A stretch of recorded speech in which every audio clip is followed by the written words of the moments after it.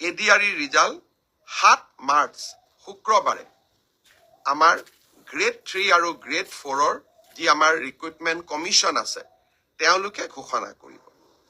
যিমান কেইটা পদ আছে তাৰ বিপৰীতে 2জনকৈ ল'ৰা ছোৱালীক এই পৰীক্ষাত উত্তীৰ্ণ হ'ব আৰু তেওঁলোকৰ মাজত পৰৱৰ্তী সময়ত ৰিটেন টেষ্ট অৰেল অনুষ্ঠিত হ'ব। অৰ্থাৎ লিখিত পৰীক্ষাৰ ৰিজাল্ট গ্ৰেড 3 আৰু গ্ৰেড 4 আমি 7 মাৰ্চ তাৰিখে ঘোষণা কৰিম।